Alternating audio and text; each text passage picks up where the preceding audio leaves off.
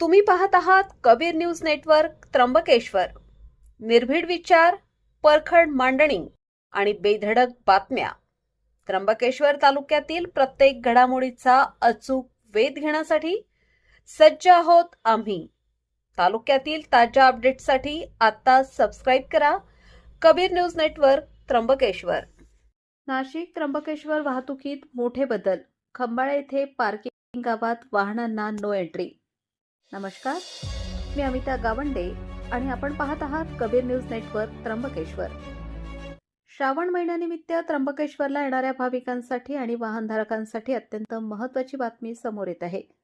श्रावण सोमवार आणि तिसऱ्या सोमवारी होणाऱ्या ब्रह्मगिरी प्रदक्षिणेच्या पार्श्वभूमीवर नाशिक जिल्हा प्रशासनाने वाहतुकीबाबत अत्यंत कडक आणि महत्त्वाचे आदेश जारी केले आहेत.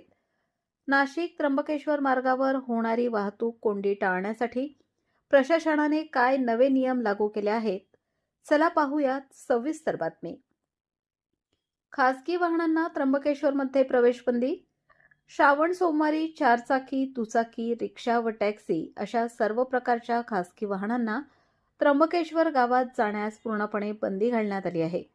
ही सर्व खासगी वाहने खंबाळे बाह्य वाहनतळावर थांबवली जातील. तेथून भाविकांना त्र्यंबकेश्वरपर्यंत नेण्यासाठी एसटी, MSRTC महामंडळाच्या बसेसची विशेष व्यवस्था करण्यात आली आहे.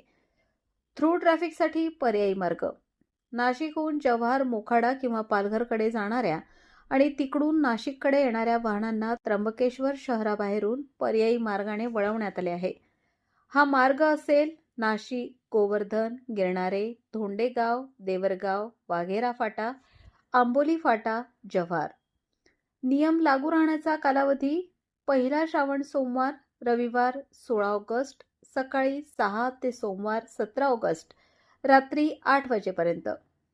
दुसरा श्रावण सोमवार शनिवार 22 ऑगस्ट सकाळी 6 ते सोमवार 24 ऑगस्ट रात्री 8 पर्यंत. तिसरा श्रावण सोमवार ब्रह्मगिरी प्रदक्षिणा शनिवार 29 ऑगस्ट सकाळी 6 ते सोमवार 31 ऑगस्ट रात्री 8 पर्यंत. चौथा श्रावण सोमवार शनिवार 5 सप्टेंबर सकाळी 6 ते सोमवार 7 सप्टेंबर रात्री 8 पर्यंत. कुणाला मिळणार सूट? एसटी महामंडळाच्या नियमित बसेस, रुग्णवाहिका, अग्निशमन दल, पोलीस वाहने, स्कूल बसेस आणि जीवनावश्यक वस्तूंची वाहतूक करणाऱ्या वाहनांना या नियमातून सूट देण्यात आली आहे. तसेच स्थानिक रहिवाशांना स्वतःचे ओळखपत्र, उदाहरणार्थ आधार कार्ड किंवा ग्रामपंचायत ओळखपत्र दाखवून जाण्या-येण्यास परवानगी असेल. प्रशासनाने भाविकांना सहकार्य करण्याचे आवाहन केले असून संभाव्य गर्दी पाहता ज्येष्ठ नागरिक, लहान मुले आणि आजारी व्यक्तींनी गर्दीच्या वेळी प्रवास करणे टाळावे असे आवाहन करण्यात आले आहे. तसेच कोणत्याही मदतीसाठी किंवा तक्रारींसाठी त्र्यंबकेश्वर पोलीस ठाण्यात विशेष नियंत्रण कक्ष सुरू करण्यात आला आहे. त्र्यंबकेश्वर परिसरातील अशाच ताज्या आणि महत्त्वाच्या बातम्यांसाठी आजच सबस्क्राईब करा आमचे channel Kabir news network Trimbakeshwar. धन्यवाद.